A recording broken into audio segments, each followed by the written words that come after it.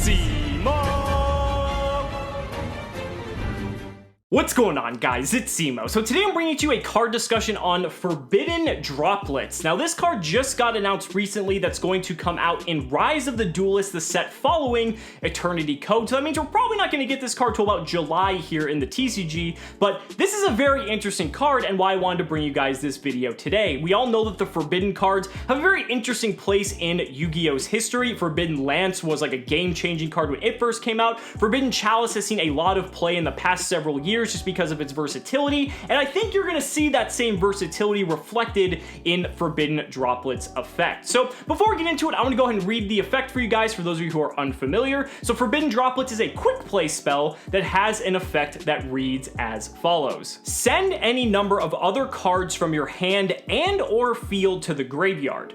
Until the end of this turn, have the attack of exactly that many effect monsters your opponent controls. Also, negate their effects. Your opponent cannot activate cards or the effects of cards with the same original type of card, either monster, spell, or trap, as the card sent to the graveyard to activate this card in response to this card's activation. You can only activate one Forbidden Droplets per turn. So there's a lot to unpack here, right? And what I want to start with is the cost. So keep in mind this card says send, so that means you're not going to be triggering the effects of any danger monsters in your hand since they have to be discarded. Furthermore, you have to look at the fact that these aren't going to be triggering any of your Shaddoll monster effects. I know that's a very prevalent deck at the moment, because since you're sending them as cost, they're not going to trigger because Shaddolls need to be sent for effect and not cost. So just to get all of that out of the way. Now the thing is, when it comes to Forbidden Droplets, I think the biggest direct comparison you can make when it comes to this card is Dark Ruler No More, because Dark Ruler No More allows you to negate the effects of all monsters your opponent controls, and then they can't respond to it with monster effects. So at a glance, these two kind of do very similar things, but there are some very heavy differences that I want to highlight in this video. So when it comes to Forbidden Droplets, yes, you're able to effectively do what Dark Ruler No More does, but there's a pretty steep cost because you have to send cards either from your hand or field to the graveyard, one per card that you want to negate. So just hypothetically, if your opponent has, let's say, 3 monsters on the field that need to be negated, you have to not only use Forbidden Droplets, but you would have to send 3 cards from your hand or field to the graveyard to negate all of those monsters, and that's pretty heavy, right? I mean, if you look at it, if you're just going second and draw your 6th card per turn, if you're using 4 cards to negate all of their effects, then you only have 2 cards left in your hand. Now, to be fair, this is Yu-Gi-Oh, and you can do a lot with 2 cards, especially when your opponent doesn't have anything else to stop you, so maybe that's enough. But I think when it comes to Forbidden Droplets, what I think is interesting about this compared to something like Dark Ruler No More is that in a more simplified game state, like let's say you're not going up against the huge build my board style decks that end on like 6-7 negations, right? Forbidden Droplets is interesting because you can send a card from your hand to the graveyard to, let's say, negate the primary threat your opponent has on the field. Now, what's interesting is that, let's say you're playing a deck like Orcust or Salamangreat, or a deck that wants to get its cards into the graveyard naturally, that's where you can take advantage of Forbidden Droplets more so than, say, something like Dark Ruler No More, because let's say you have something like Salamangreat Spinny or Orcust Nightmare, or again, like any card that you just want in the graveyard depending on the deck that you play, then you're giving yourself free graveyard setup in addition to negating your opponent's effects. Now again, it does come at a cost because you are taking a heavy minus as a result, but you're essentially getting what you want and more because you're getting that setup as a result of playing Forbidden Droplets over something like, let's say, Dark Ruler No More. And I think that's really big. I think a lot of people are going to consider playing this card. I don't think you necessarily play this card for those huge decks that are going to assemble those just insane boards. I think you play it for more so like fair games, and I'm like, you know, fair is a pretty relative term, but fair meaning that your opponent sets up a board with like maybe 1 or 2 cards that will negate your effects, then you can feel pretty good about taking a -2 or a -3 to be able to negate those, but also give yourself setup at the same time. I think that's pretty strong. Now, one aspect of this card that I definitely think beats Dark Ruler is the fact that it's a quick play spell. Now, this grants the card so much flexibility, and it's not really a surprise because being a forbidden card, most of the forbidden cards cards, if not all of them, I think are quick play. So why does this matter? Well, you can use this card offensively in a way that we've just described, right? You can use it that when you're going second, let's say you side deck this card in, and then your opponent set up a pretty formidable board of like a couple monsters that have some sort of negation or interaction on your turn. You can use the droplets, deal with whatever you have to, and then you can pretty much go on with your plays with the upside of granting yourself some setup depending on what deck that you're playing.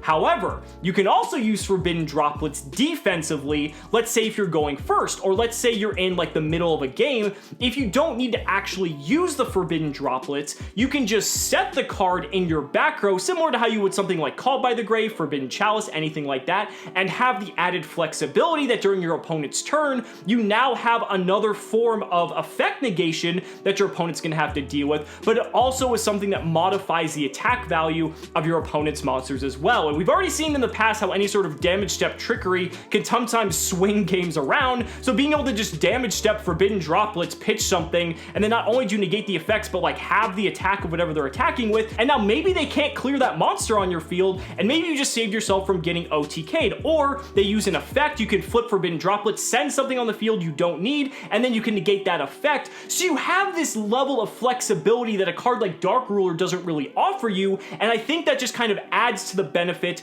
of playing a card like this over Dark Ruler. And again, that kind of just illustrates the point that I don't think these cards are necessarily meant for the same type of deck. Dark Ruler is made specifically for these huge build my board style decks, where Forbidden Droplets I think is more so a more ubiquitous card that can be played in a lot of other circumstances in a more back and forth type of environment. And another thing to remember is that this card has a super poly-esque effect on top of everything else. So you have to remember you're going to want to most likely send a monster card with this effect, because since this negates monster effects, if your opponent has any sort of quick play effect, if you send a monster, they're not going to be able to respond to that, right? But the fact that if you send a spell card, you can stop them from using spell effects means that you can dodge stuff like Super Polymerization. Super Polymerization is one of the most popular quick play spells at the moment and also has a similar clause. So being able to kind of make the odds shift more into your favor, because let's say they would be negating something, or you would be negating something in your opponent's field with a card that's not forbidden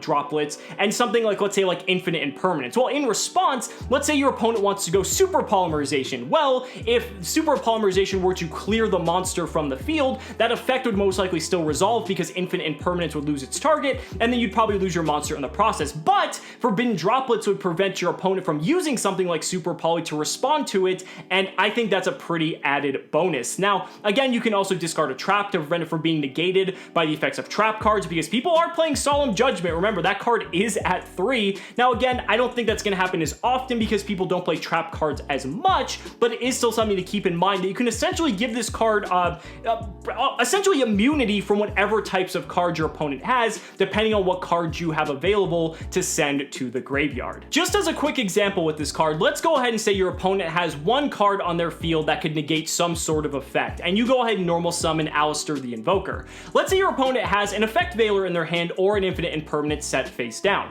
They're going to use that effect to go ahead and negate your Alistair the Invoker, but you chain Forbidden Droplets. Now you can send Alistair to the graveyard to negate the effect of the other monster your opponent has on the field. The chain resolved, and Alistair will still get its search because Effect Veiler or Infinite Impermanence now lost its target, and you can now search Invocation. And then you're able to use Invocation depending on what else is in either player's graveyards, and then that's just a really cool interaction. You know, being able to use your own cards and dodge your opponent's effects because of Forbidden Droplets being able to send the cards not only just from the hand but from the field, I think there's a lot of versatility in this card. Now, as with all cards I discussed, there definitely are some downsides when it comes to this. First, and probably the biggest, is the fact that you have to take a pretty heavy minus in terms of card advantage if you want to play this card, because this isn't like Mystical Space Typhoon where it's like you're using the Mystical Space Typhoon to trade with one of your opponent's spells and traps. You play this and then you negate the effect of something, and then the card goes away, right? So that's just a -1. That might be something, let's say, Effect Veiler, Infinite Impermanence. But this is at the next level because you have to also send a card from either your hand or field to the graveyard just to negate the effect of one monster, and that's a pretty heavy cost in some instances, and some decks may not be able to afford to play a card like this solely due to those circumstances. So when you look at it through that lens, it actually is a lot worse than something like Effect Veiler or Infinite Impermanence if you're just looking for straight up monster negation in the terms of like a spell speed 2 type of effect, or if you're trying to stop like mass removal, you'd have to discard like 2 or 3 or 4 cards just to stop an entire board, whereas Dark Ruler No More could clean it up in a single card. I think the other thing when it comes to Forbidden Droplets too is that because it's specifically working on monster effects, you're most likely often than not going to have to discard, or excuse me, send monsters to the graveyard, because if you're sending spells or traps, they can still respond with monster effects, and I think that's probably one of the things where if you're really trying to get the value out of this card, if you're not sending a monster, like, yeah, sure, then it just becomes like a worse impermanence or effect veiler, and your opponent might still have a way to interact with it, but the value of this card is making it so that your opponent can't interact with you, and you can actually do some shenanigans with that. So I think, you know, when you look at all the downsides, yeah, the card can seem like it has a hefty price, but there's definitely a lot of upside here, and I think depending on if your deck is very graveyard reliant, I think this card might actually be a solid inclusion. Will it be a main deck card?